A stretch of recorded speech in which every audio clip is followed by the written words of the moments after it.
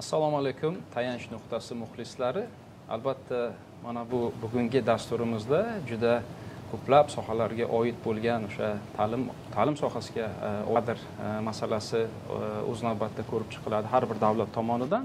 Lekin davlatdagi, masalan, o'sha globalizatsiyani kirib kelishi bilan ta'limga qo'yilgan shartlar ham o'zgarib boradi.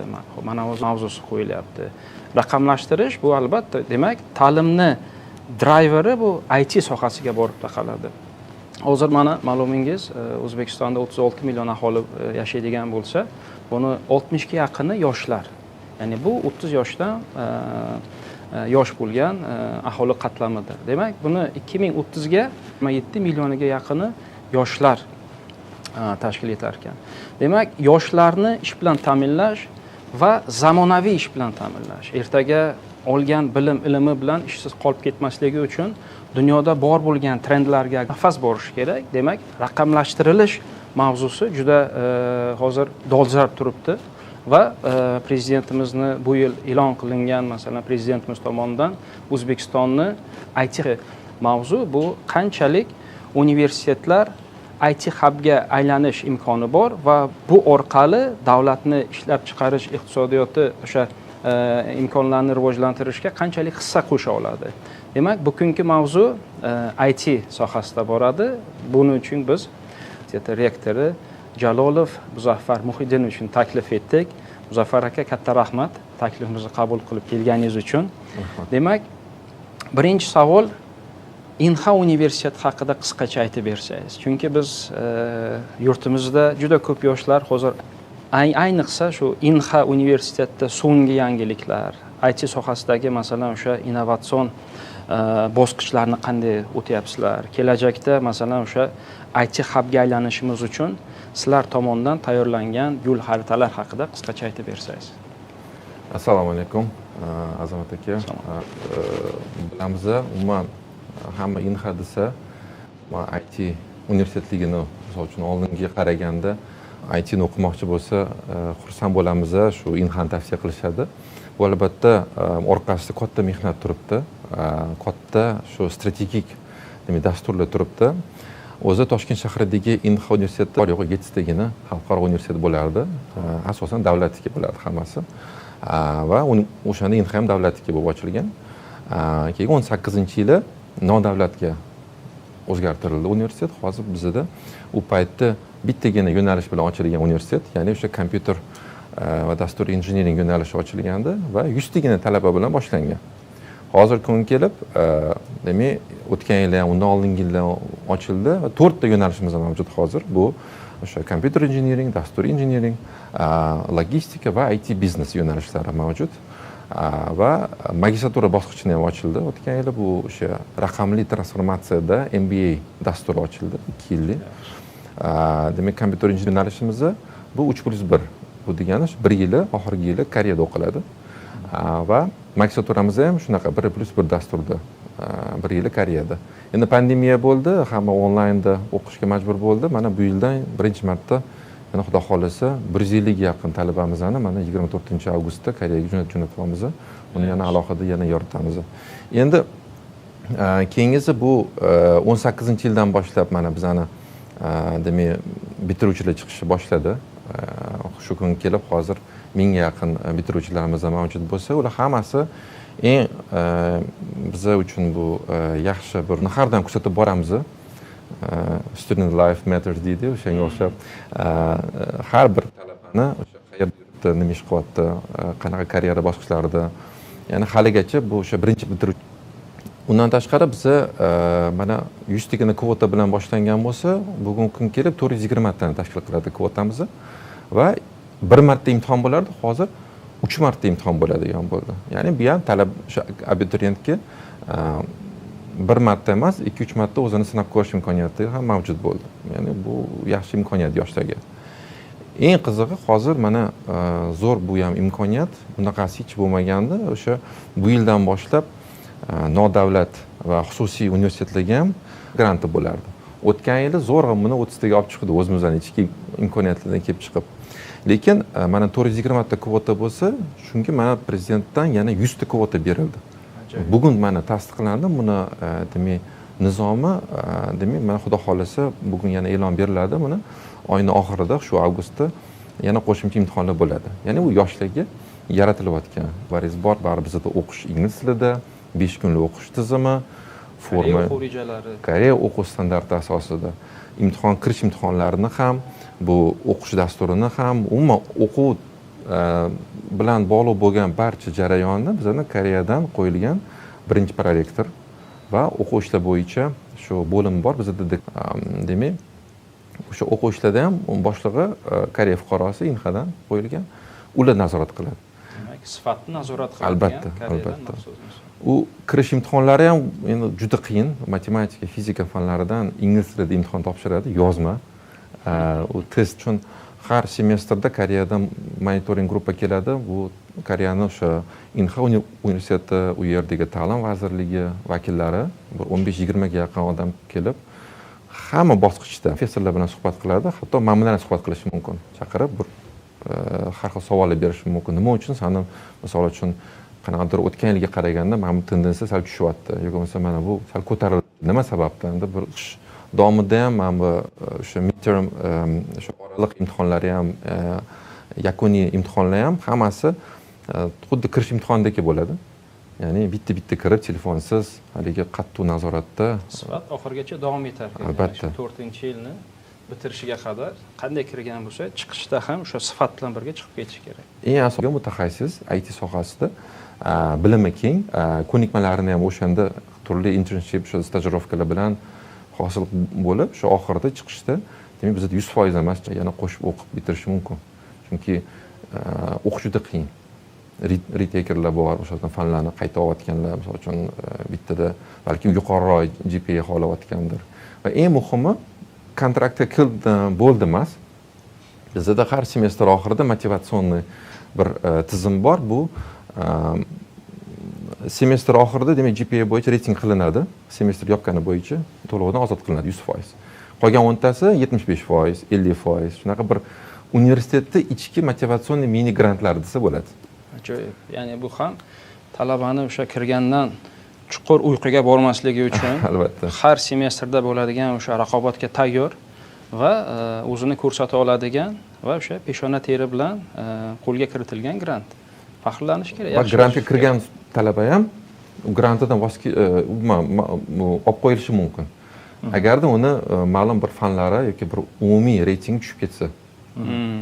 Ya'ni biz davlat grantlari haqida gapiryapmiz. Hamma grantlar. Biz shunaqa talab qo'yapmizki, o'sha farqi yo'q, qaysi grant asosida o'qiydi, agarda u o'sha agar grantga mos bo'lmasa, o'qish davomida uni grantdan demak mahrum bo'lishi mumkin. Demak, adashmaydigan bo'lsam, davlat granti bilan kiradigan talabaga 100% kafolat yo'q. Ya'ni bitirgancha o'sha davlat grantni saqlab qolishga. Albatta. Juda ajoyib bir formula. Chunki haqiqatdan ham hozir bu oliy ta'limda ko'tariladigan mavzulardan ham bittasi. Chunki kiradigan talaba endi masalan shu IELTS ga ham tayyorgarlik ko'radigan, imtihonga tayyorlaydigan bolalar 3 oy uydan chiqmay tayyorgarlikni ko'radi, kirgandan keyin bo'ldi deydi. Esdan chiqaradi. Ya'ni o'sha nima deydi? Kubok qo'limda deydi, 4-kursgacha grantim bor deydi. Asosan haqiqatdan ya'ni agar ta'lim tizimida korrelyatsiyaga qaraydigan bo'lsa, grant bilan kirgan talabalarning ko'psi ba'zan nima deydi, bir 5-6 yildan keyin o'sha yutug'ini ko'rsata olmaydi. Ya'ni ular qanaydir bir yo'qolib ketadi qayerdadir. To'g'ri. Bu juda yaxshi tajriba, chunki chet elda ham bu narsa bor. Masalan, o'sha Qozog'iston universitetlarida ham bor. Ya'ni bu universitetni aslida chunki universitet bu tirik organizm.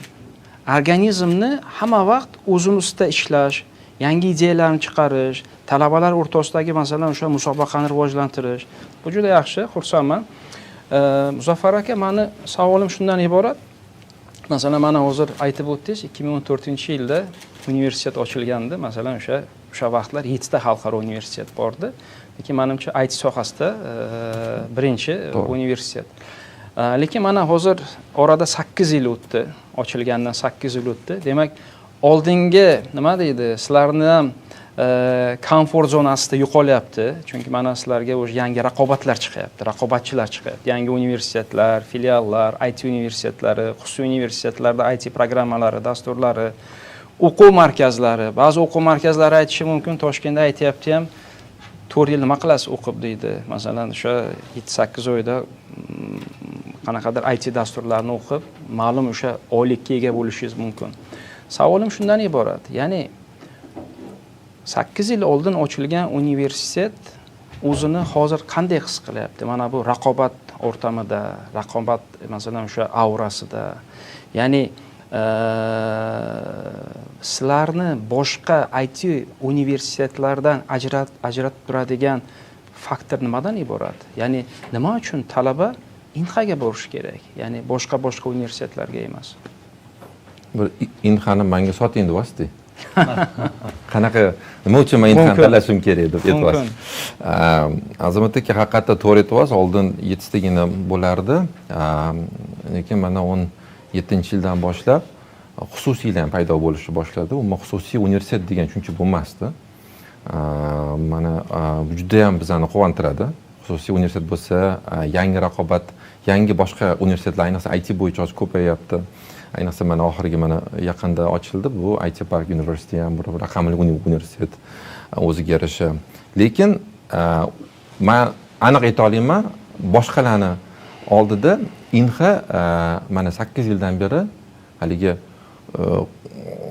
железно oyoqda turgan, o'zini demak sifatli kadrlar tayyorlash bilan ishlayotgani bilan o'zini ko'rsatyapti. Ya'ni bu nimaki o'sha oldindan demak shu oldingi rahbarlar paytdan demak shu universitet ochilganda shunaqa tizim qilinganki, bir biznes modelga aylantirish emas. Ya'ni bizda ba'zida hattoki bir yilda bo'ldi, qiyin bo'ldi, chunki universitet paytirishga berilib biznes model qilish yoki shu sifatni ushlab qiynalsa ham oxirgacha shuni ushlash. Shu birinchi modelni tanladi, ya'ni shu sifatni ushlayapmiz. Va ikkinchisi bu xalqaro vyupusklar bunaqa bo'lgani yo'q, yangilarda. Bitiruvchilar ham bo'lmadi hali. Ularni ertaga muammosi o'sha boshqa davlatga borganda shu diplom bilan boshlanadi.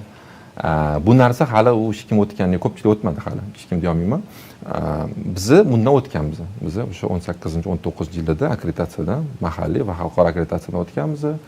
Bizani bitiruvchilar Koreyadagi diplom olishadi. Bu yerda biz diplom bermaymiz. Ular diplomi Koreyadan keladi. Koreya ta'lim vazirligi bergan o'sha xalqaro tanlanadigan akkreditatsiya diplomlar. Ya'ni sizga kafolatlangan ham ta'lim beradi sifatli, ham kafolatlangan qo'lingizga diplom beradi. Ajoyib. Hech kim buni sizdan olib qo'ya olmaydi bu narsani. Inha bitiruvchisi degan shunaqa bir nomi bo'ladi. Va albatta hozir imkoniyatli universitet ichidagi birinchi navbatda infratuzilma. Bu o'sha talabalar aytganimdek, boya talabalarni qo'llab-quvvatlash markazi. Bu markaz ichida ham turli submarkazlar bor. Ya'ni birinchi navbatda bu karyera markazi. Talabalarni eng o'sha demak stajirovkalari, ishga joylashishi bo'ladimi, o'shalarni monitoring qilib yordam beradi. Ya'ni o'sha bizdagi biron bir kanal ham bor, har hafta vakansiyalar qo'yadi, yangiliklar qo'yib turadi. Turli gostivoy o'sha guest lecturelar tashkil qilinadi, bir spikerlarni chaqirib, Azamat akamlarga o'xshagan yo bir katta shu muvaffaqiyatli insonlarni chaqirib, Hasan akamga kelib ketishadi. Xursand biz har doim xursandmiz, Zafar akam hamma kelib bizani har doim qo'llashadi.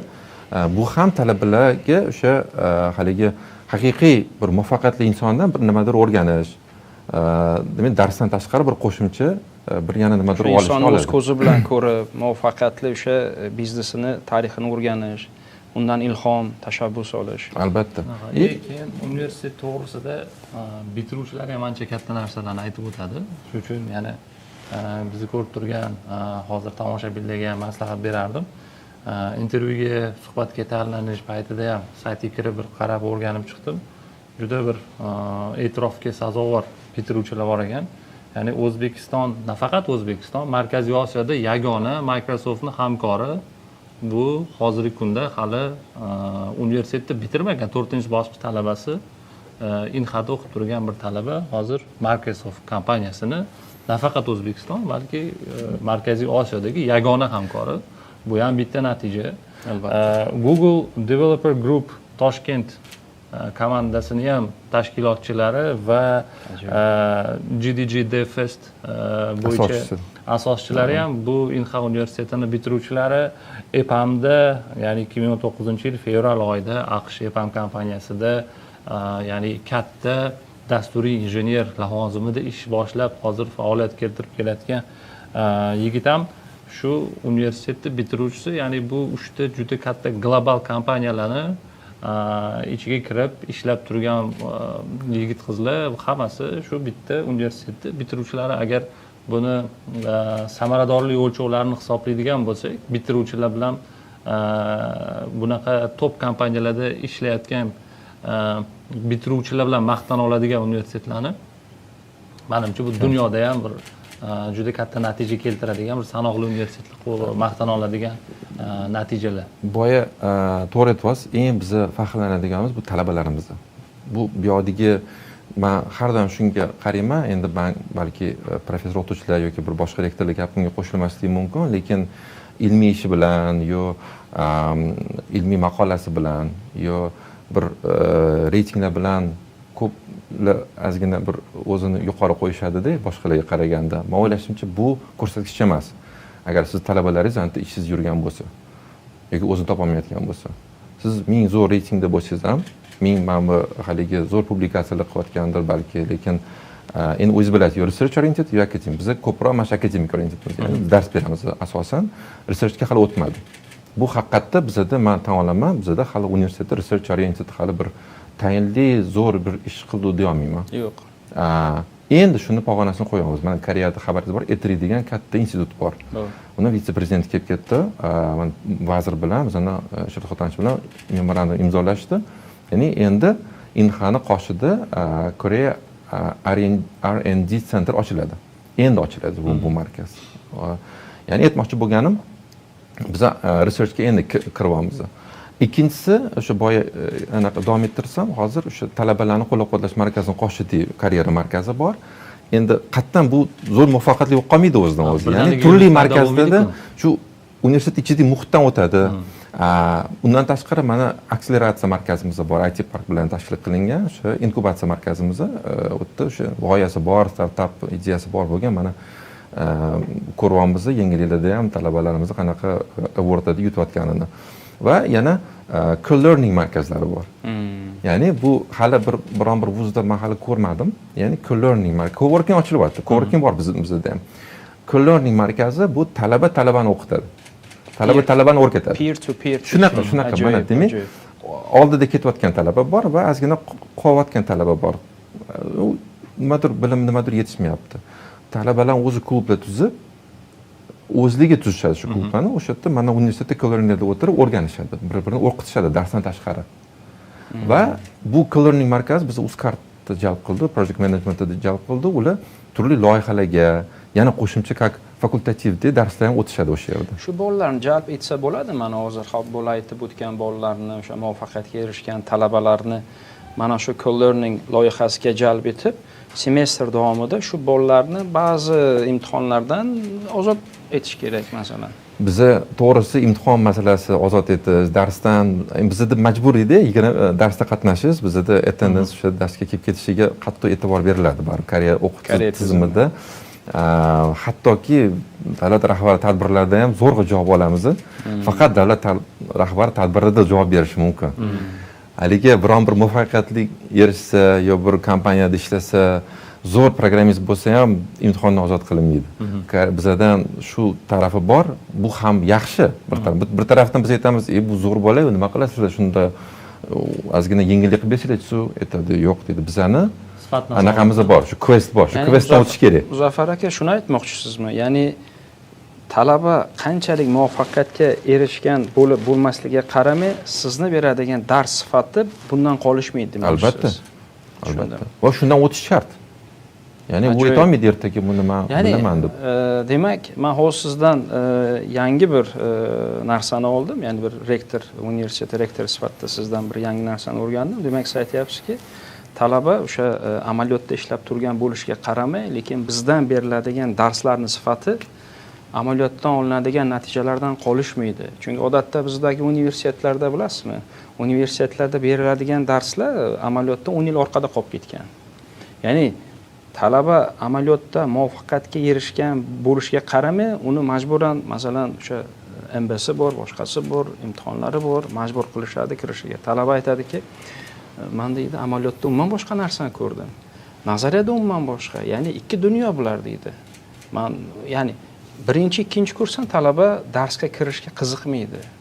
Zerikadi, kirmaydi. Kirmaslik uchun turli xil yo'llarni topishga harakat qiladi.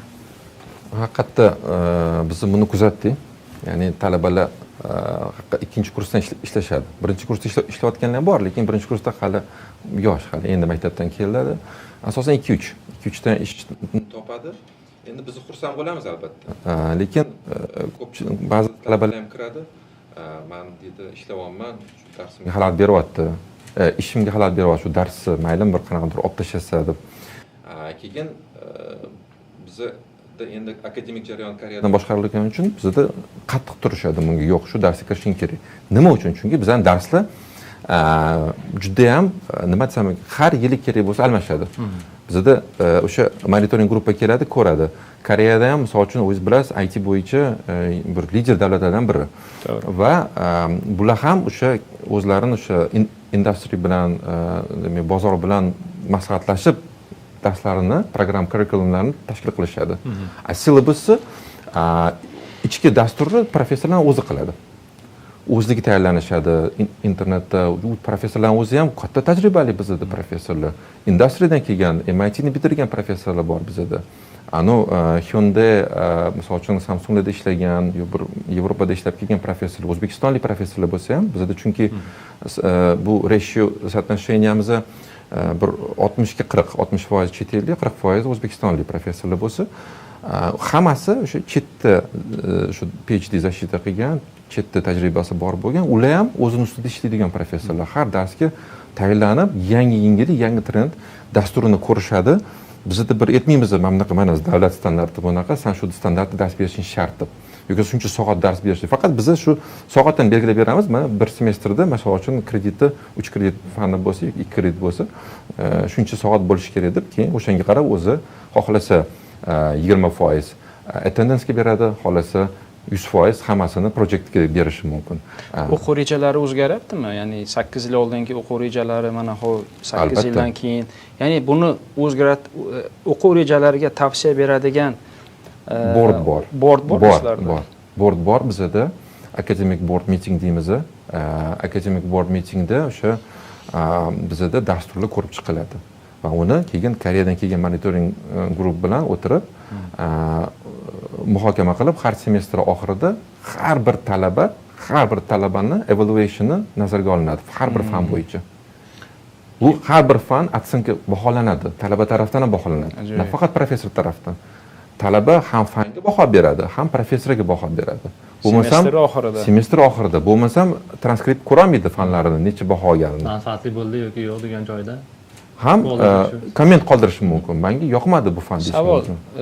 Ya'ni to'g'ri, Koreyada shunday, masalan, semestrning oxirida yakuniy baholarni ko'rish uchun o'qituvchiga baho berish kerak talaba. Ya'ni o'qituvchi o'sha bibliotekadan boshlab, kutubxonadan boshlab turli xil, masalan, o'sha facilitiesga baho beradi. Va ikkinchi semestrni oxirida ham baho berib, agar o'sha o'qituvchi o'zini ustida ishlab o'rtacha mamnuniyat balini yuqori ola olmasa, ishdan ketishi mumkin. Savol, sizlarda shunaqa hodisa bo'lganmi? Har yili. Har yili.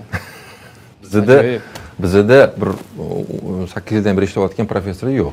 Bizda albatta har yil o'zgaradi. Professorlarimiz endi juda ham bir loyalty programmamiz bor, o'sha juda ham bir sadoqat bilan ishlayotgan professorlarimiz ishini yaxshi ko'radi, universitetni yaxshi ko'radi, talabalarni yaxshi ko'radi. Dars o'tishi ham zo'r. Endi bularga aytamiz, haqiqatda endi anaqasi baland bo'lgandan keyin reytingi qanaqa bo'ladi, siz ertaga haydab yuborasiz. Lekin siz aytganingizdek, hamma demak keladi. Endi men aytmayman qaysi davlat yoki qaysi din yoki boshqa vakili deb, bu nimadir yoqmadi talabalarga. Haqiqatda katta bir anaqa e'tiroz bo'lib ketdi. Biz to'xtatamiz. Kerak bo'lsa semestrda to'xtatamiz. Aslida meni sizga bergan savolim shu haqida edi. Men biroz ustini yopib diplomatiyani so'ragandim sizdan. Endi boshqa universitetlardan nimasi bilan farq qiladi? Juda, ya'ni men ba'zan hayron qolaman Muzaffar aka. Ya'ni Toshkentning qoq markazida shunaqa bir xalqaro universitet tajribalarini boshqa universitetlarga transformatsiya qilish kerak. Biz ba'zan nima deydi? Uzoqda bo'lgan, internetda bo'lgan, masalan, o'sha oliy ta'lim menejmentini universitetlarga adaptatsiya qilishga harakat qilamiz. Lekin meni faqat shu savol o'ylantirib qoladi. Ya'ni masalan o'sha o'zingizni uy-joy qurganda ham masalan o'sha qo'shningiz yoki bitta yon qo'shni yo Toshkentdagi boshqa masalan o'sha qurilish kompaniyalari qaysi mahsulotni ishlatyapti, borib shuni ko'ray degan masalan o'sha materialni qidirganda, mahsulotni qidirganda to'g'ridan-to'g'ri boshqa xorijiy davlatga bormaydi hech kim. Shuning uchun oliy ta'limdagi o'zgarishlarni men o'ylayman birinchi masalan o'sha muvaffaqiyatga erishgan xalqaro universitetlarning filiallaridan boshlash kerak. Chunki yonimizda turibdi. Ya'ni dunyoning pulini sarflab, davlat byudjetining pulini sarflab, ya'ni delegatsiya bo'lib Koreyaga borib, nimadir o'rganib bir hafta qancha masalaga xarajat. Ya'ni Inhan o'ziga yoki boshqa masalan shu muvaffaqiyatga erishgan universitetlarning tajribasini ishlatgan holda. Chunki tasavvur qiling, yillar davomida talabalarni bezdirgan, eskirib ketgan darslarni bergan o'qituvchi, professorlarni ushlab turishadi va oxir-oqibat keyin nima uchun bu yoshlar ta'limdan faqat noliydi degan keyin ba'zan nima deydi, shunaqa bir noto'g'ri tushunchalar paydo bo'ladi. Yoshlar ta'limdan nolimaydi, yoshlar o'rganishga chanqoq, lekin o'rganadigan vositalar eskirgan. Men saytda yana bir ikkita uchta narsa ko'rdim. Menga ko'proq endi talaba o'laroq o'rganish qiziqroq bo'ladi, chunki biz hali dars berish nimamiz katta emas.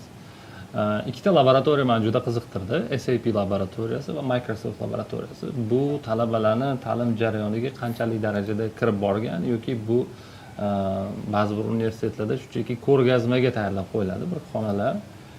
Faqatgina unikal savdo taklifi sifatida bir ko'rsatib joziba qilish uchun qilinadi, lekin real hayotda uni amaliyotini ko'rish juda ham qiyin va talabalar e'tibor ham bermaydi bu narsaga. Inhada bu laboratoriyalar qaysi paytda ishlatiladi va uning funksiyasi nima o'zi? Bu birinchi savol edi. Ikkinchi savol, hozirgi suhbatimizdan sal oldinroq siz bilan gaplashdik. Xususiy universitetlar assotsiatsiyasi yig'ilish arafasida turibmiz va tajriba almashish bo'yicha deb hozirgi Azamat aka bergan savollarga ham bir javob olaroq o'sha to'g'risida ham aytib bersangiz.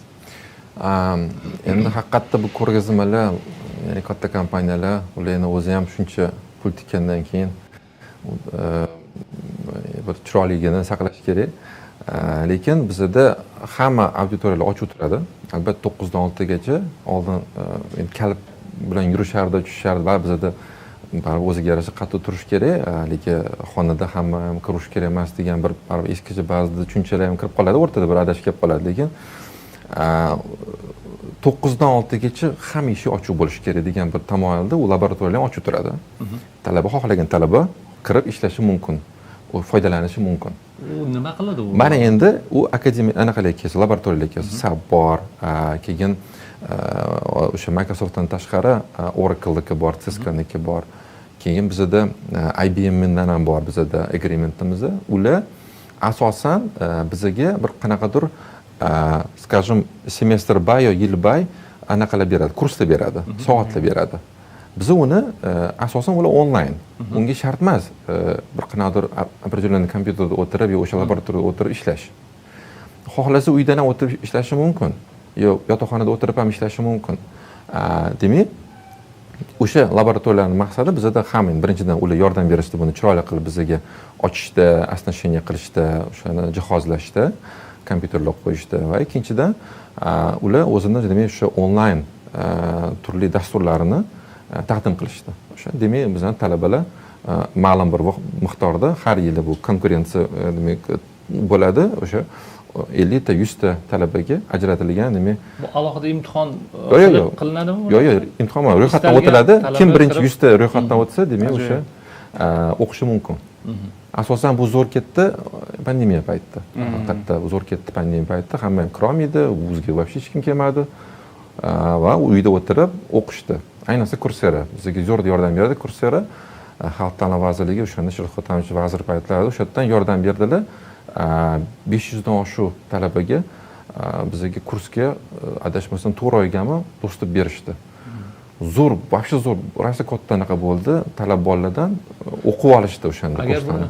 opportunity cost bo'yicha hisoblaydigan bo'lsak, agar Inha talabasi bo'lmagan biror boshqa odam shu kurslarni o'rganaman desa, qancha pul sarflagan bo'lish kerak edi? Endi bu kursda adashmasam qaysi kursni tanlashingizga bog'liq. Kamida $500,000 $500-1000 boshlanadi bu kurslar. Agar u shunchaki INXA talabasi bo'lganligi uchun vaqtida registratsiya qila olganligi uchun shuncha kurslardan o'tish imkoniyati bor. Agar 4 ta kursdan o'tsa, ya'ni u universitetga 1 yilda to'laydigan kontraktda ham oqlanishi mumkin. Albatta, $100 kurslar bor, $200 kurslar bor. SAPga вообще ular mana Lazaka O'zbekiston uchun qancha kvota probit qildilar-da ular. Misol uchun talabalar foydalanyapti hozir. Ular ham shu haligi pesochinsa qiladi. Uni har yili adashmasam mana IPAM yo boshqa kompaniyalarga o'xshab ular ham qarab turgani, ularni onlayn har xil pesochinsalari bor. O'shanga aytmoqchi bo'lganim, talabalar bundan faqat foydalanadi. Endi assotsiatsiyaga kelsak, bu fikr o'zi o'tgan yil birdan ekspandanda chiqib qoldi. Ya'ni biz o'sha endi biz четверкamiz bor, odatda четверка desa qanaqa tushuniladi bizda? Bu hokim, prokuror, soliq ya'ni kimdir to'rtinchi четверка deyishadi. Bizda o'zi ichki ishlar, ha. Bizda endi asosan shu West, Turin, Singapur, INXA o'sha четверкamiz. Keyin hozir qolgan xalqarolar mana boshqa IT universitetlar, MIT bor. Webster ham biz bilan juda ham yaqindan. Bugun mana o'sha bir o'ziga yarasha choyxona shaklida boshida buni tandir liga deb qo'ydi, bir rektorlar choyxonasi. 7 tagina rektor o'zi boshladi shu va har 2-3 oyda qaysidir universitet shu choyxona qiladi. Bugun xudo xolasa mana soat 1 da Yojuni gali ular ham shu bu safar galla olishgan. Ya'ni bunda keyin fikr chiqdiki, faqat choyxona emas, balki faqat obed qilish emas, balki bir qanaqadir assotsiatsiya qilmaymizmi? Nima uchun mana bor xalqaro universitetlar assotsiatsiyasi bor, yo bir xususiy universitetlar assotsiatsiyasi bor. De boshqa davlatlarda bizda yo'q shu narsa deb shu fikr chiqdi. Ya'ni bunda akademik exchange professorlar, chunki qimmat professor olib kelish, zo'r professor olib kelish. Balki menda bir kun dars berar, ertasi kuni borib boshqa universitetda dars berar. Fikr chiqdi. Leksiya bo'lishi mumkin. Gashtovoy leksiya bo'lishi mumkin. Keyin ikkinchisi, eng bizani xavotir oladigan bu muammoli narsa, bunga duch keldi har bitta xalqaro universitet. Bu misol uchun bizni yomon ko'rsatkich bilan haydab yuborgan professorlarimiz boshqa yoqqa borib dars berishi mumkin-da. Ular ham endi HR yaxshi ishlamagan, surishtirmagan, recommendation olmaganda ishga olib qo'ygan. U yerda ham shu dabdala qilgan, misol uchun-da. Bu ham, ya'ni qanaqadir bir, ne znam, blacklistmi, o'ziga yarasha bir qanaqadir akademik tarafdan ham bir-birini podдержка qilish, PR qilish, misol uchun talabalarni misol uchun bizga kelsa, bizda misol uchun turizm yo'nalish, lekin bizning hamkor universitetda bor, aytishimiz mumkin, mana hamkorga borishi mumkin. Nomini ham hozir o'ylab topdi, ya'ni University of New Renaissance deb UNERA qisqartirmasi. unera.uz degan mana saytini hozir bugun buni hozir ishlab chiqdi, loyiha ishlayapmiz. Shu memberlar bo'ladi ichida, memberlar и наблюдательlar bo'ladi, kuzatuvchilar. O'ylayapmiz, ya'ni memberlarda o'ziga privilegiyasi bo'lishi kerak.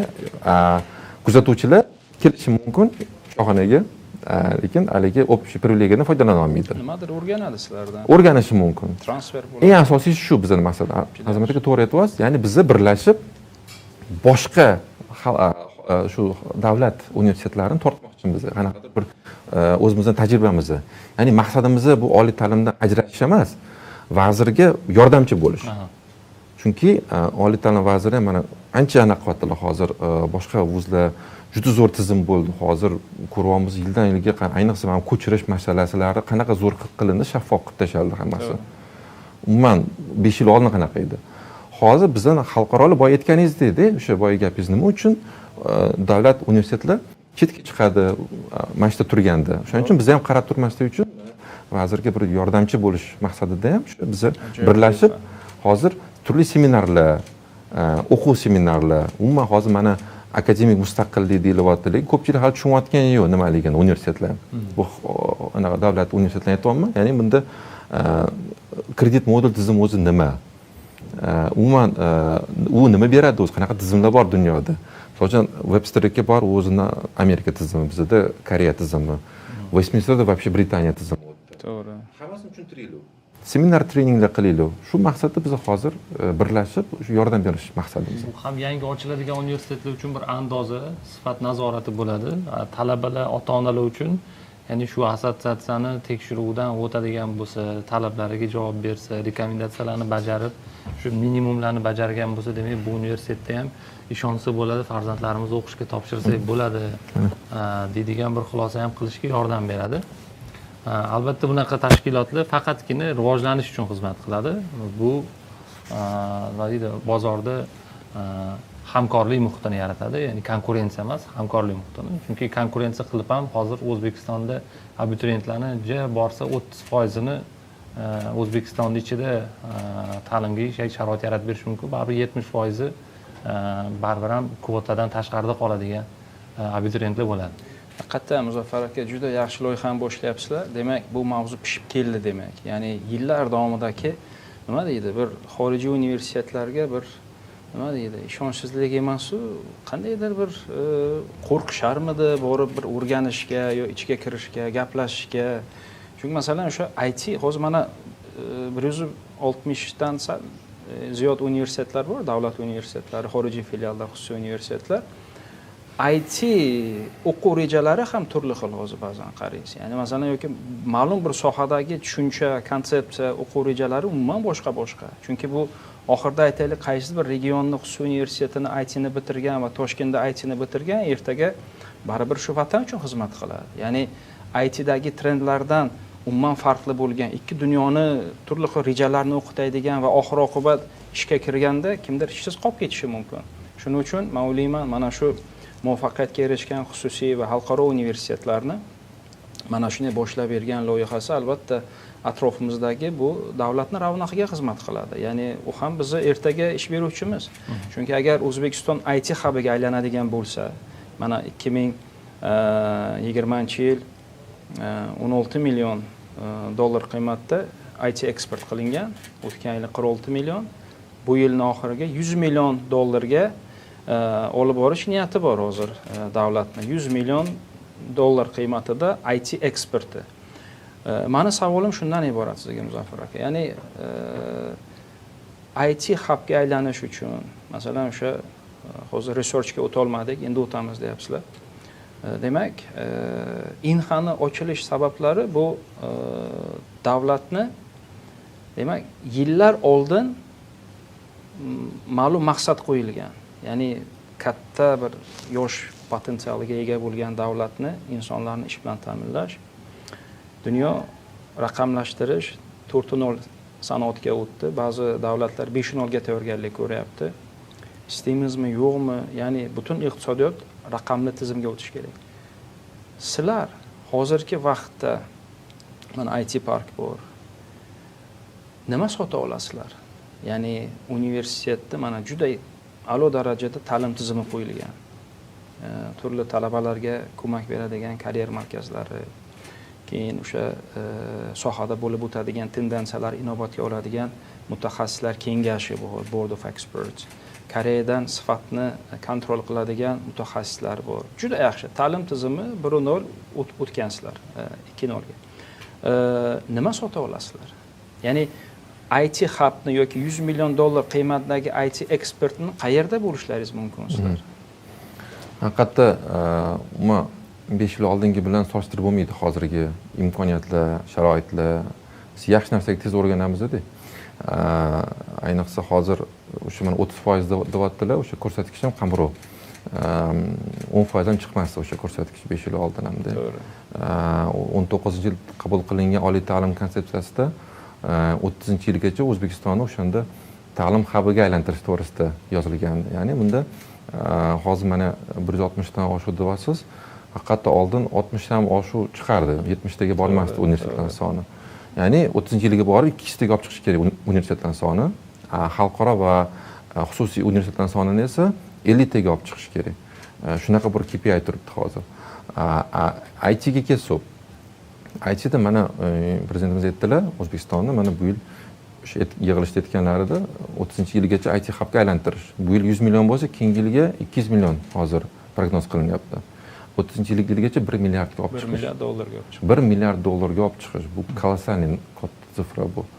Umuman 300-400 ming dollardan boshlangan eksport 1 milliard dollarga olib chiqish. Qanaqa olib chiqa olamiz biz? Faqat shu intellektualni bu o'sha faqat shu kompaniya ochish bilan emas, o'sha chetdan qanaqadir outsource xizmatlarini ko'paytirish, outsourceda nafaqat dasturiy ta'minot, balki biznes jarayonlarini outsource. Shuni business process outsourcing deydi. Shuni biznes jarayonlarini outsource, bu ichiga o'sha o'sha call centerlarni outsourcingga yoki bo'lmasam masofadan turib xizmat ko'rsatish markazlari, o'sha tracking, aplikatsiya yaratishda dasturlar, consulting xizmatlari, o'shalar ham hisobiga oshiriladi bu. Bu hammasi demak universitetda hozir ham yo'lga qo'yilgan deb men ayta olaman. Birinchidan siz sanab o'tgan ta'lim sifatiga berilgan e'tibordan tashqari yana innovatsiya markazimiz bor universitetning qoshida. Bu innovatsiya markazi hozir yildan yilga pul olib kelishi ko'payyapti. Ya'ni bu o'sha industry bilan ishlaydi. Nafaqat xususiy, balki davlat sektori bilan ham ishlaydi, zakazlar oladi. Bu o'sha IT consultingdan tortib oddiy konsepsiya ishlab chiqish, ya'ni yoki bo'lmasam terms of reference deydi, o'sha TOR tizi ishlab chiqish bo'ladimi yoki bo'lmasam va ERP, CRM tizimlagacha. Oxirgi zakazimiz bu o'sha Center Izbrkommi CIK zakazi, bu referendum.uz mobil ilovasini ishlab chiqish. O'tgan yili saylov 2021 mobil ilovasini ishlab chiqqan o'tgan yil. U ham CIK zakazi bilan. Men bitta misol aytaman. Bu kim ishlaydi bularni? Men qilmayman. Menda markaz bor, mutaxassislar, project managerlar, koordinatorlar, talabalar ishlaydi. Demak, men talabalar nafaqat sifatli bilim beraman, hozirdan universitet nafaqat demak o'sha ta'limini sotyapti, balki demak bunaqa IT xizmatini ham sotyapti. Ya'ni biz zakaz olib, o'sha buyurtma olib, davlatdan, xususiy sektordan, banklardan buyurtma olib, turli tizimlar ishlab chiqishda demak ishtirok etyapmiz. Keyingi katta bu sotadigan joyimiz bu data centerimiz. O'zbekistondagi eng katta data markaz bilasiz, O'zbek Telekomda joylashgan. O'sha Tier 2 va Tier 3 standarti bo'yicha ishlaydi. Va keyin Uzinfokomda bor Tier 2, uchinchisi biz. Data markaz xizmatlarini bilasiz. Bu collocation, hosting xizmatlari, virtual server bo'ladimi, domen, boshqa hamma xizmatlari bo'yicha litsenziyamiz bor. Bu bizga eng katta sotadigan narsamiz ham shu. Yana keyingisi bu bizning kurslarimiz. U professional demak shu degree programmalaridan tashqari non degree programmalarimiz ham bor. Bu turli maktab yoshidagi bolalar bo'ladimi, 7 yoshdan boshlab 15 yoshgacha va turli matematika, fizika, ingliz tili va IT dasturlash kurslari, Scratch bo'ladimi, 3D modelирование bo'ladimi, graphics design, game development, boshqa har xil kurslar bor va katta yoshdagilar uchun ham ajratilgan. Undan tashqari korporativ kurslar. Hattoki mana korporativ kurslarning oxirgi bu yilgilarini aytishim mumkin. Bu Olmaliq metallurgiya kombinatini CISK bo'yicha bergan zakazi. 15 ta mutaxassisni qayta tayyorlab berdi. Bizning mutaxassislar sertifitsированы. Ularni demak mutaxassislarini qaytadan o'qitib, men sertifikat bera olaman rektor qo'li bilan CISKni demak logosini qo'yib, biz rasmiy hamkorimiz. Bizning dasturlar ham ularga to'g'ri keladi. Bizning mentorlar ularni TOT programmasidan o'tgan. Va hatto mana Goethe, Germaniyaning Goethe instituti bizdan ingliz tili kursini zakaz qildi. Goethe instituti, Inha universiteti, IT universitetdan ingliz tili. Nima sababdan? Chunki biz endi nima ish qilamiz, biz sifatli qilamiz. Bu ta'lim dasturi bo'ladimi, hozirgi sanab o'tgan xizmatlar bo'ladimi, biz hammasini oxirigacha nazoratini qilamiz. Muzaffar aka, shu markaz haqida men qiziqyapman. Ya'ni bu markazga tushadigan zakazlarni proyekt menejerlar qabul qilib, meni haligi qiziqtiradi. Talabalar shundan oylik olishadi, to'g'rimi? Albatta olishadi. Bilasizmi, ba'zi universitetlarda nima uchun bu ish yurmaydi? Chunki talaba bilan o'qituvchi ishonchsizlik bilan qaraydi. Baribir deydi, oxirida men pulimni ola olmayman deydi. Ya'ni menga berishmaydi baribir pulni deydi. Chunki kontrakt tuzish masalasi muammo, bu ya'ni turli xil soliq yo'llari bor, u bor, bu bor. Shunda keyin imkon qadar o'qituvchilar o'zlari shaxsiy ochgan korxonalar yoki kimnidir tavsiya etib universitetga tushadigan masalan o'sha proyektlarni universitetga tushirmay turib chiqarib tashlashadi, ya'ni o'sha xususiy sektorga. Chunki universitetga nima uchun tushmaydi? Ya'ni bu pul masalasi. Chunki mana bu ham yaxshi bir tajriba. Men o'ylayman, shuning uchun men savol berdim. Ya'ni demak, agar talaba, o'qituvchi, universitet o'rtasida uch tomonlama kontrakt tuzilib, har bir insonning oladigan qiymati ma'lum, shaffof, universitet o'zi sarflaydigan masalan o'sha elektrichествоdan boshlab boshqasigacha hamma narsani hisobga oladi. Mana bu o'qituvchiniki, mana bu talabaniki. İnsanlar, men o'ylayman, shaffoflikdan keyin jon deb ishlaydi bu loyihalarda. Keyin yana bitta savolim bor sizga. Masalan, hozir oddiy o'sha televizor yoki masalan o'sha muzlatkich oladigan vaqtda ham kafolat so'raydi hamma. Ya'ni masalan o'sha turli xil brendlar men 3 yilga, 4 yilga, 5 yilga kafolat beraman deydi. Hozir har bir ota-onani qiziqtirgan masala, meni o'g'lim, qizim shu universitetni bitirgandan keyin necha yil bozorda o'sha kasbi nima deydi, aktualligini yo'qotmaydi. Bu bir, ikki, qancha oylikka ishlaydi. Hozir masalan ba'zi kurslar aytyapti, IT kurslari deydi, 8 oy, 10 oyda mana shu dasturlama, programma dasturlarini bitirgan deydi. Toshkent o'zida 10 million bilan ish boshlash mumkin. Shu savolni sizga ota-ona bersa, nima deb javob bergan bo'lardingiz? Menga bu savolni ko'p berishadi. Lekin mana hozir aytdingiz, bizani bitiruvchilarni qanaqa kompaniyalarda ishlayotgani, bu ba'zilarini biz tag'in ko'pini qo'ymaymiz, iltimos ham qilishadi, qo'ymaylar deb. Lekin biz bilamiz kim qayerda nima ish qilayotganini, aloqamiz bor. Oilasi har xil, men aytishim mumkin, bu talabani bitiruvchini o'ziga bog'liq. Chunki asosan bir yilda o'zini topib ketadi uzog'i bilan. Men aytishim mumkin, ishsiz yurgan bitiruvchimiz yo'q. 100% emas, 99% ayta olaman. Ishsiz yurgan, bekorchi yurgan bitiruvchimiz yo'q. 1% ham balki u qanaqadir o'zini keyingi hayotiy bosqichiga tayyorlayotgan bo'lishi mumkin. Men ular bilan ham suhbat qilaman. O'ziga mos biror ish topmagan bo'lishi mumkin. Ya'ni orzusidagi. O'zini topolmayotgan bo'lishi mumkin. U bilan suhbat qilamiz. Nima uchun sen bizani ko'rsatkich tushiryapsan? Nima uchun bekor yuribsan? Nega o'qimaysan? Yo, mana bunaqa kompaniyada ishlayotgan ekansan, nimaga ketding? Nimaga hozir mana oxirgi 1 oy bekor bo'lib qolding deb siz so'raganimda, men hozir mana bunaqa kursda o'qiyapman. Onlayn Courseradan yo Udemy'dan qattiqroq kurs sotib oldim. Hozir shuni qilish mumkin.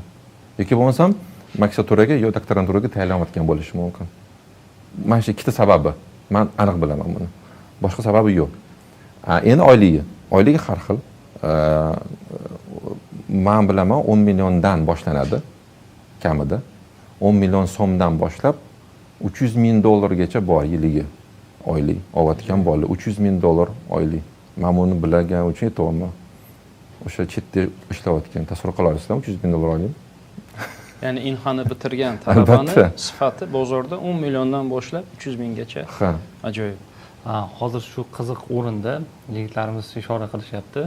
Ozgina bitta reklamni pauzadan keyin yana suhbatimizni davom ettiramiz. Xo'p bo'ladi.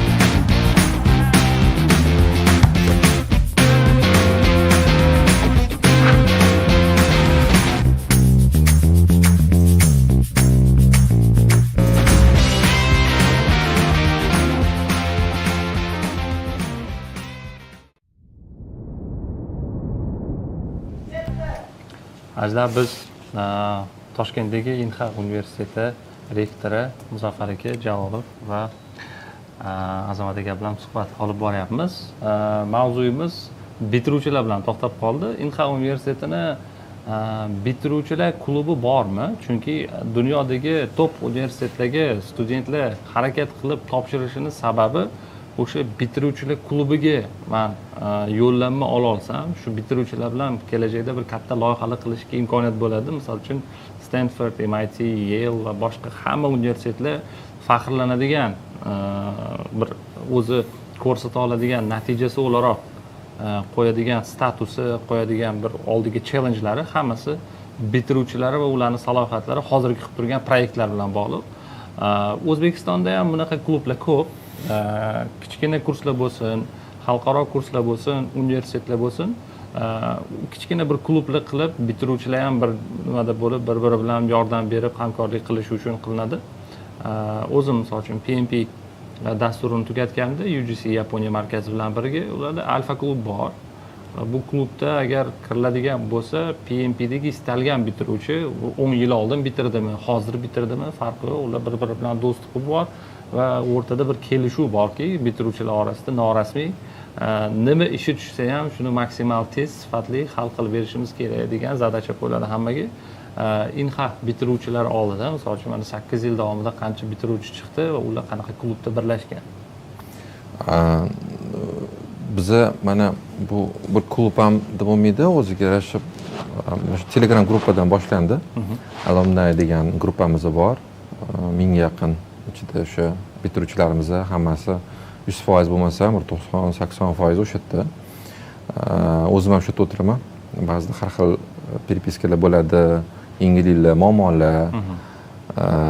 Keyin o'sha yerda bir qanday takliflar ham kelib tushadi va bu yili mana may oyida birinchi demak IoT o'sha Inha Alumni Association'ni konferensiyasini, reunionini tashkil qildi. O'sha gruppalarda gaplashib oxiri bir yig'ilaylik deganda, ya'ni o'zini albatta alma materga keladi. Alma materda bizni keyin shunaqa zo'r ularga surpriz qilib, ular endi mendan oldingi periodlarda ham o'qishganda asosan, men u payt rektor bo'lmaganman. 18-yilgacha o'qigan bolalarni ham chaqirdi. Shunda o'sha paytdagi rektorlarni ham chaqirdi. Ajoyib. Ya'ni birinchi men o'zi 3-rektorman. Bugun adashmasam 3-intervyu.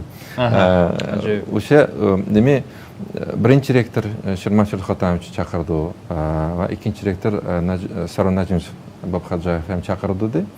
Va 3 rektor va o'sha paytda endi ishlab ketgan xodimlarni ham reunion qildi.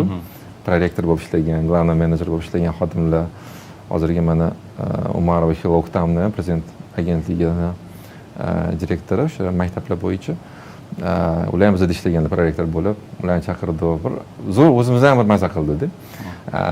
O'zi 200 dan oshiq talab bitiruvchilar keldi. Keyin talabalar ham qiziqib kirishdi. Ajoyib. Endi format juda ham bir open edi, bir unaqa bir dastur ham qilmadi. Maqsad просто yig'ilish edi, такой catering qilish. Ketida catering ham bor edi. Shu yig'ildi. Endi saytini hozir qilishdi, adashmasam Alumni in-house sayti bor. Endi registratsiya qilgan o'tda o'sha bitiruvchilar hamma registratsiya qilib, kim qayerda umumiy o'sha mana o'sha zapuska bo'ldi. Endi sekin-sekin uni o'sha nizomlari, qanaqa bu yog'iga hamkorlik qilinadi, bu yog'iga qanchalik qayerda yig'iladi, qanaqa sharoitlarda yig'ilinadi, ularni endi mana muhokama qilishyapti yana. Menimcha yana kuzda yig'ilishadi. Boshlanish xayrli bo'lsin. Rahmat. Albatta bu hamma talabalarga, endi kiradigan abituriyentlarga juda ham kuchli ishonch nuqtasi bo'ladi, tayanch nuqtasi bo'ladi. Universitet uchun deb bilaman.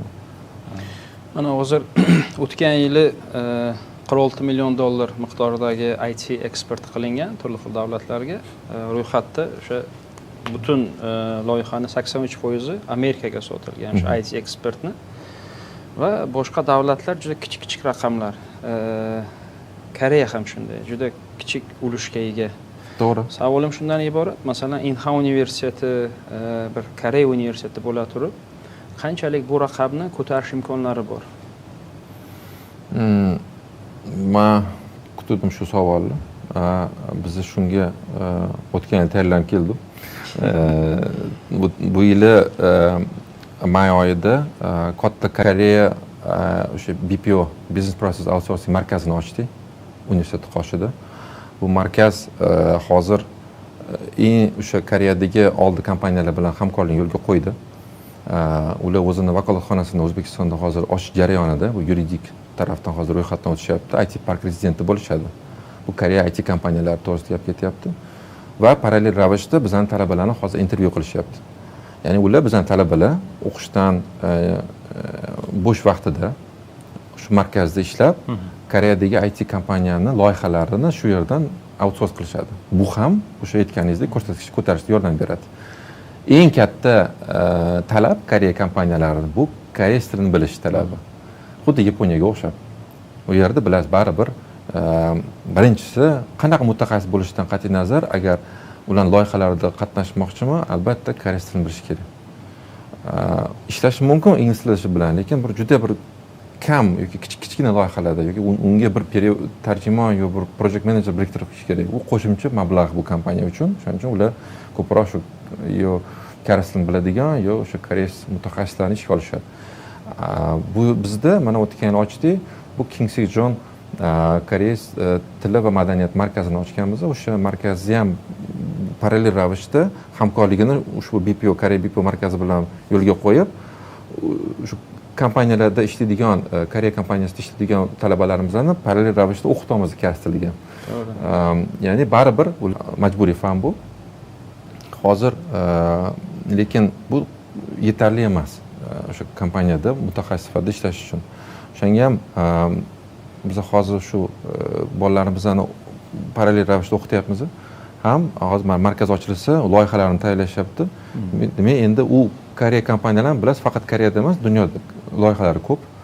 Amerikada bo'lishi mumkin, qo'shni davlatlarda bo'lishi mumkin. O'zbekistonda shuni bir o'ziga yarasha markazini hozir tashkil qilib, shu yerdan turib ishlash imkoniyati paydo bo'ladi.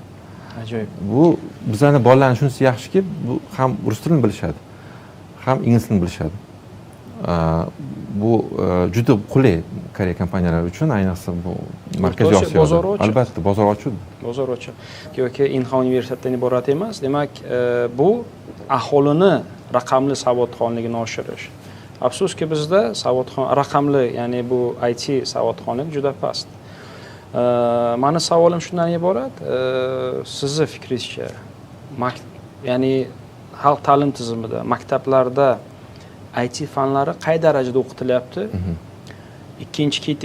Keyingi savolim, Inhani ulushi qanday bo'lishi mumkin? Masalan, o'sha maktablardagi IT savodxonligini oshirish. Ya'ni aytaylik, endi har bir davlatda masalan shu Yaponiyani oyoqqa turgan vaqtlarini, Koreyani oyoqqa turgan vaqtlari 50-yillarda har bir xalq ko'ngillilik harakatidan boshlangan.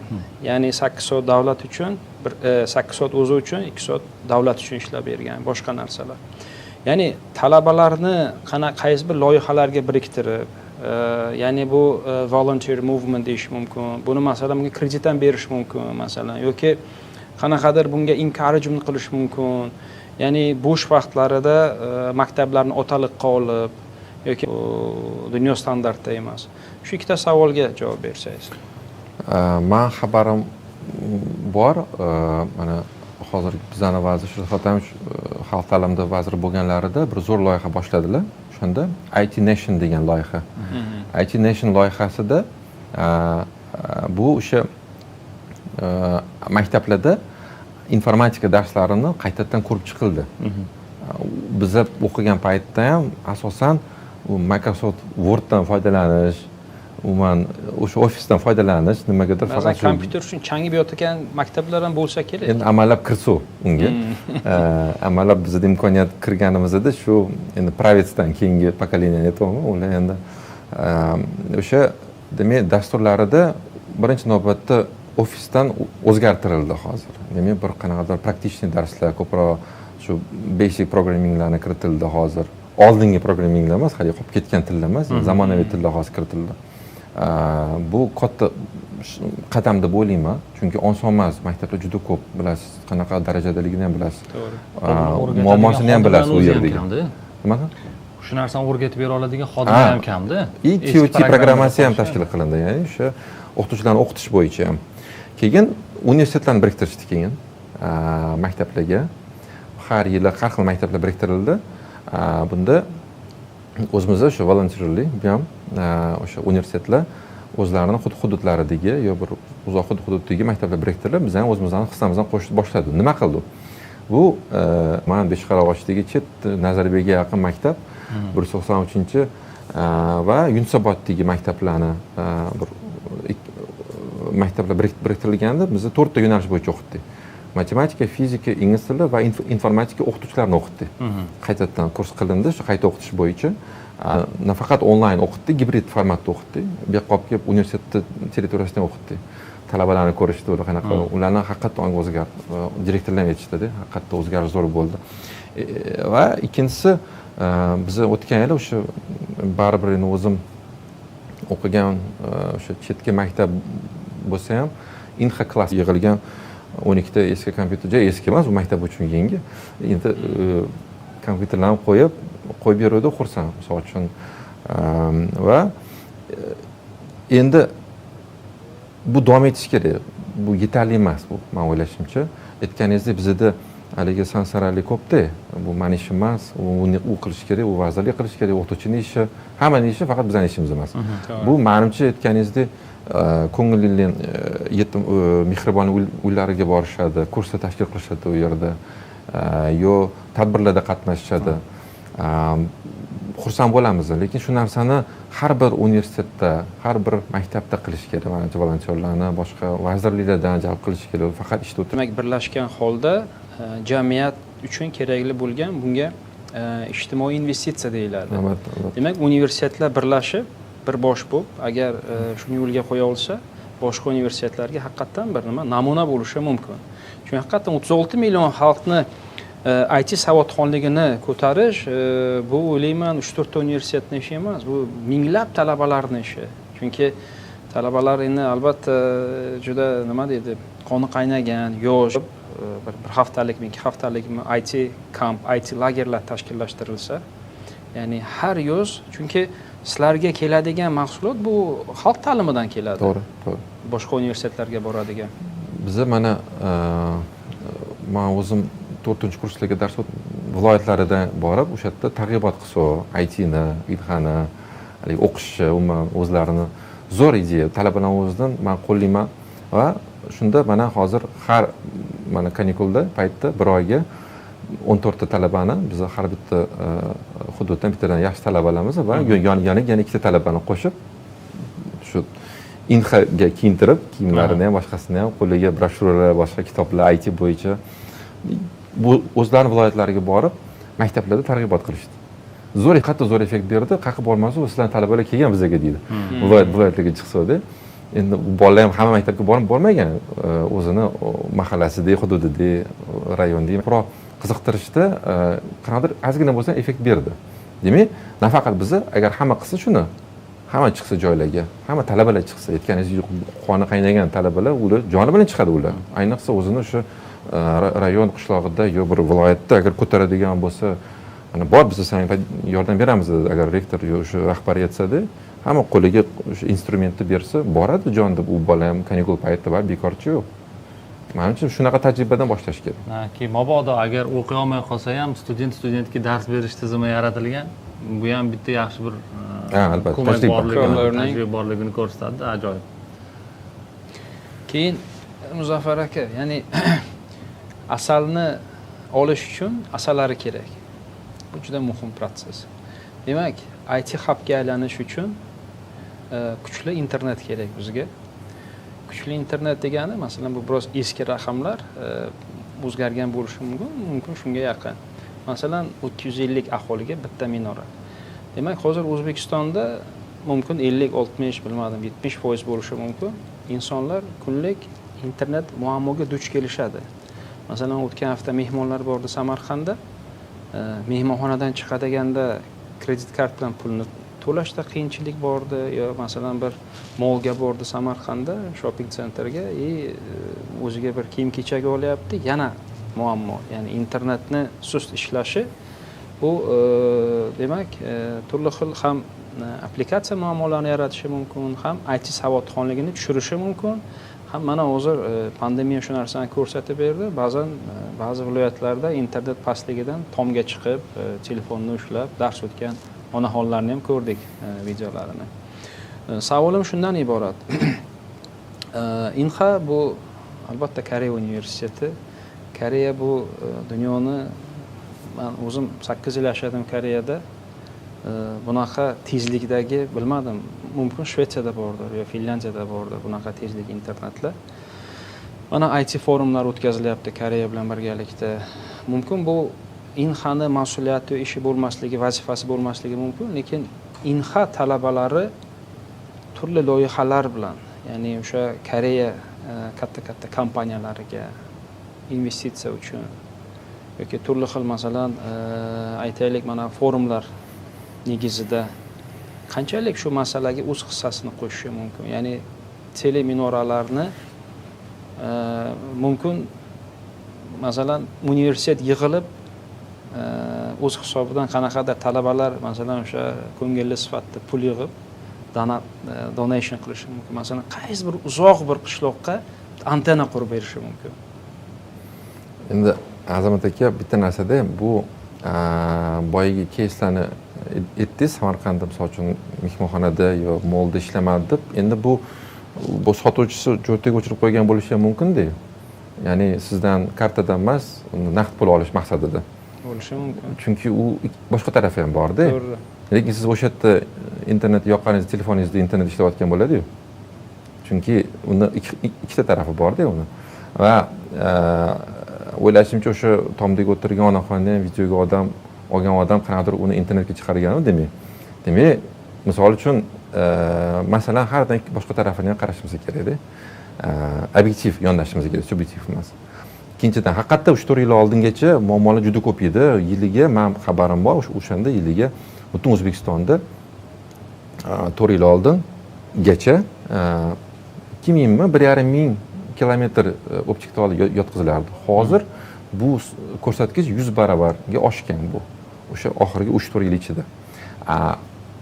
Lekin ba'zi stansiyalarni aytyapsiz, bu o'ziga yarasha bu byurokratik hozir joylari bor edi. Undan oldin demak, moliyachi baravar oshirdi.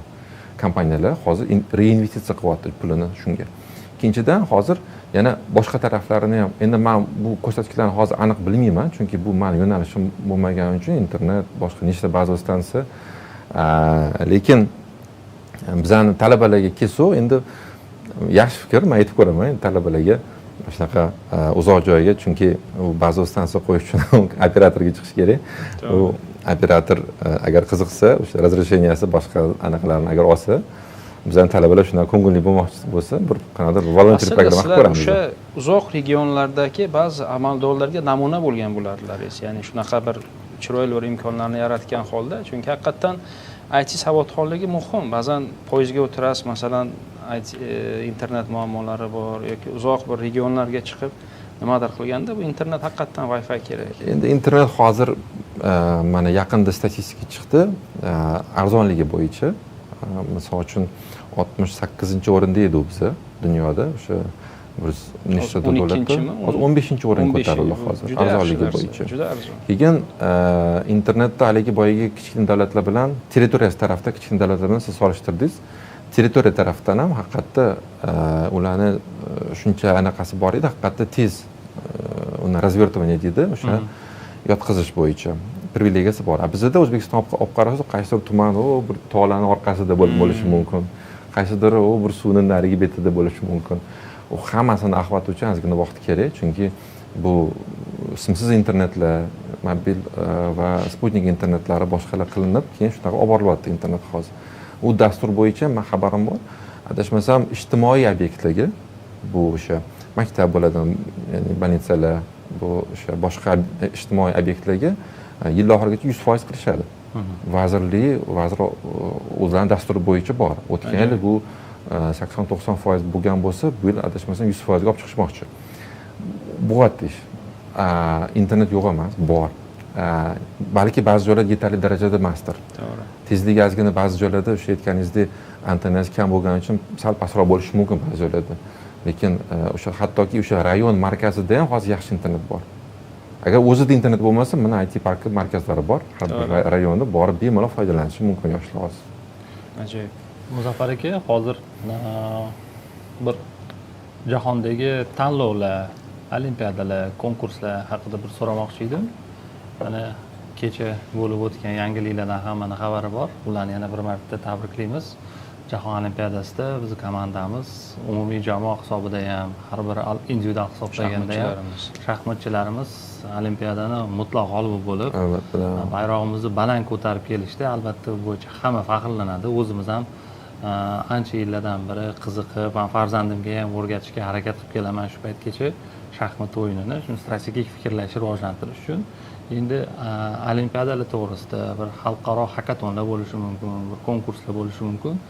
IT bo'yicha qanaqa konkurslar bor, unda kimlar qatnashishi mumkin, agar INXA bitiruvchilari, talabalari qatnashayotgan bo'lsa, u qanaqa intensivlikda bo'lyapti, bu bo'yicha qanaqa bir yangiliklar yoki planlar, qanaqa bir rejalar bor? Endi konkurslar ko'p hozir. Ko'p emas, oldinga qaraganda ancha ko'paygan. 5 yil oldin mana shunday konkurslar yo'q edi. Startap bu ishni tushunmasdi, o'zi nimaligini, akseleratsiya nimaligini bilmasdi. Hozir shu odamlarda, yoshlarda ayniqsa shunchalik ko'paygan hozir. Talabalar hammasini bularni muvofiqlashtirayotgan o'sha IT park. Ya'ni IT parkda hozir turli konkurslar, startap bo'yicha bo'ladimi? Bu mana Birlashgan Arab Amirliklari bilan o'sha MGov Award konkursimi, yo haligi Tech Tumaris bo'ladi, GDGniki, boshqa, ya'ni ko'p hozir ko'paygan, lekin yetarli darajada emas haqiqatda. Xursand qiladigani bu hammasida bizdan talabalar qatnashib, ayniqsa mana MGov Awardda ham oxirgi bo'lganlarini olib qaraydigan bo'lsa, prezidentga ham chiqib mana aytdi, jamoa vakili shu $50,000, $30,000 olgan loyihasi uchun bunaqa sifralar bo'lmasdi oldinda. Misol uchun prezident aytdilar, bu yog'iga yana ko'paytiramiz dedi. Shu studentlarimiz taklif berdi, ko'paytiringlar shunaqa fondlarni, o'zingiz boshchiligingizda bo'lsin, prezident startap bir fondlari bo'lsin degan. Prezident aytdi, bo'ldi, men qancha ajratay, $1 million yetadimi deb o'sha videoni hamma ko'rdi. Boshida $200,000 dedilar, $500,000 dedilar, indamay turibdi, yana oshiring degandek qilib qizimiz ham $1 million men ajrataman dedilar, hamma xursand bo'lib qolgan. Ya'ni $1 million katta sifra-da bu. Olib qarasangiz, uni 20 ta loyihaga bo'lib beriladimi, 10 tasiga ham hali ertaga nizom ishlab chiqariladi bu bo'yicha. Lekin yoshlarga bu yana qo'shimcha imkoniyat. Misol uchun 5,000 ta talaba qatnashgan bo'lsa, hozir mana shu MGov Award o'zida. Hozir agar men 1 millionni eshitib, qancha yana talaba qatnashishi mumkin hozir? Menimcha bu yog'iga ko'payadi o'zi. Bu ham zamon talab bilan rivojlanib, nima qilib boradi. Ajab emas, bundan keyin chiqadigan keyingi bosqichlar unicornlargacha bemalol talabalarimiz qatnashib, jahon miqyosida ham bemalol o'zlarining startap proyektlarini ko'rsatib, katta akseleratsiyalarga ham kirishi imkoni bo'ladi. Xudo xolisa.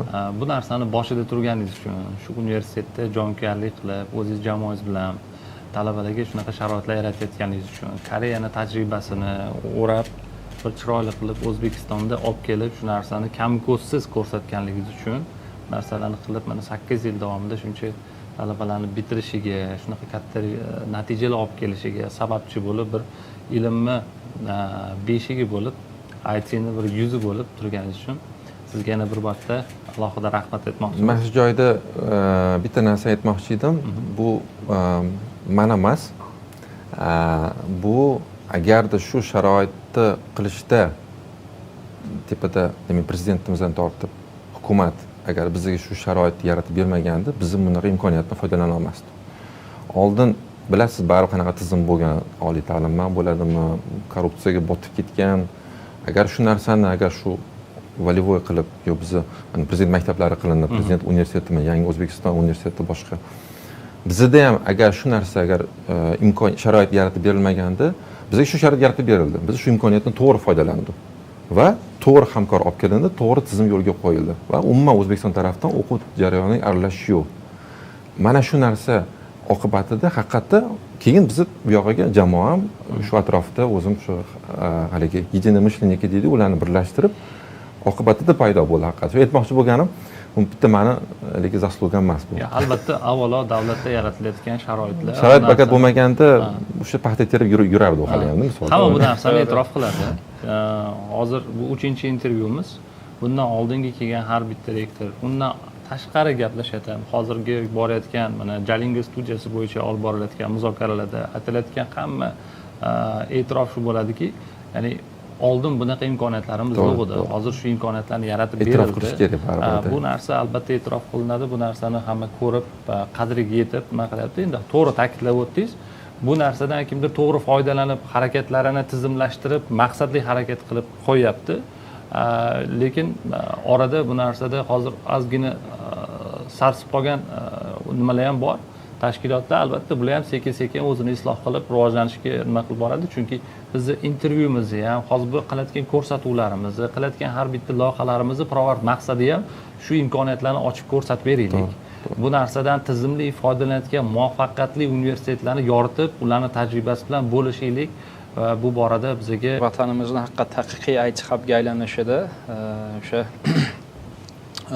butun universitetlar, vazirlik, albatta talabalar o'zini hissasini qo'shishadi va Inha universiteti o'sha bor bo'lgan imkonlardan foydalangan holda, Koreyaning imkonlaridan foydalangan holda o'ylayman O'zbekistonda IT sohasida kerakli butun islohotlarni amalga oshirishda o'zlarining hissalarini qo'shadilar deb o'ylaymiz. Aziz muxlislar, men o'ylayman bugungi juda sermazmun dasturimizni oxiriga yetib keldik. Albatta o'ylayman bo'ladigan savollarni o'sha efir jarayonida to'g'ridan to'g'ri so'rash imkonlaringiz bo'ladi yoki kanalga joylashtirilgan dasturni savollar bilan savol berishingiz mumkin. Muzaffar aka, katta rahmat sizga. Men o'zim juda ko'p yangilik oldim IT sohasidan. Men o'ylayman bizni tomosha qilgan universitet o'qituvchilari, professorlari, talabalar, Inhani muxlislari, ota-onalar va kelajakda Inha talabasi bo'lishni orzu qiladigan yoshlarimiz ushbu suhbatdan o'zlariga kerakli juda katta ma'lumotni olishdi. Men o'ylaymanki, Inha universiteti yaqin orada o'sha dunyoning tajribasini nafaqat Inha universitetiga, boshqa universitetlarga, xalq ta'lim tizimiga imkon qadar o'qituvchilar va talabalar orqali integratsiya qilishga men o'ylayman harakat qiladi. Aziz muxlislar, katta rahmat. Keyingi uchrashuvda albatta bizni kuzatib boring. Salomat bo'ling. Rahmat. hozir talabalar, abituriyentlar juda ham bir qizg'in pallada turibdi. Imtihonlardan o'tib, bir talabalik vaqtiga muyassar bo'lish uchun, shuning uchun abituriyentlarimizga ham muvaffaqiyatlar tilab qolamiz. Imtihonlarni yaxshilab topshirib, yorug' yuzlar bilan yangi o'quv yillarini boshlashlarini tilab qolamiz. Keyingi sonlarda uchrashguncha sog' salomat bo'linglar. Rahmat.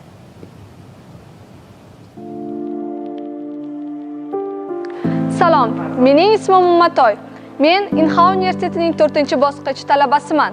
Bugun men sizga universitetimiz qanday yashashini ko'rsataman. Inha universiteti O'zbekistondagi eng yetakchi universitetlardan biri bo'lib, Janubiy Koreyaning top universitetlariga kiritilgan. Bizning bitiruvchilarimiz dunyoning yetakchi IT kompaniyalarida ishlaydi. Universitetimizning professor o'qituvchilari o'z sohalarida eng yaxshi mutaxassislar bo'lib, O'zbekiston va dunyoning xorijiy mamlakatlaridan kelgan. Universitetimizda biz har kuni yangi bilimlarni o'zlashtiramiz va ularni amalda qo'llaymiz. Nazariy bilimlardan tashqari talabalarimiz amaliy bilimlarga ham ega bo'ladilar. Toshkent shahridagi Inha universiteti o'z g'oyalarini amalga oshirish uchun barcha sharoitlari yaratilgan. Buning ustiga bizda forma kiyilmaydi va 5 kunlik o'qish haftasi o'qitiladi. Talabalarimiz bozorda talab qilinadigan IT mahsulotlarini muvaffaqiyatli yaratmoqdalar. Buning uchun Toshkent shahridagi Inha universiteti barcha sharoitlarni yaratib bermoqda. Inha universitetida har qanday talabga munosib infratuzilma mavjud. Bo'sh vaqtingizni samarali o'tkazish uchun hamma sharoitlar bor. Universitetimiz nafaqat texnik imkoniyatlari, balki birinchi navbatda professor o'qituvchilarimiz uchun ham qadrlanadi. Bizning ma'ruzachilarimiz o'z sohalarida eng oliy mutaxassislar qatoriga kiradi. Bizning eng muhim vazifamiz bu sizlarni kelajagingizda alohida o'rin egallashdir va hayotda erishadigan ulkan muvaffaqiyatlaringizni, quvonchini birgalikda baham ko'rishdir. Sizni Toshkent shahridagi Inha universitetida kutib qolamiz. Esingizda tursin, kelajak bugun boshlanadi. Nima uchun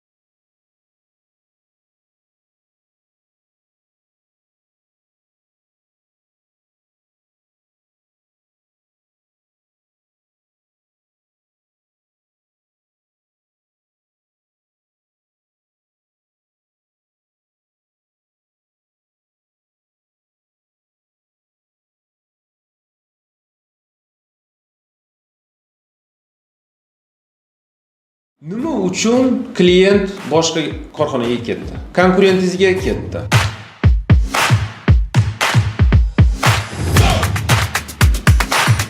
Sotuvchi o'zini vazifalariga yetib boryapti, lekin rahbar rozi emas.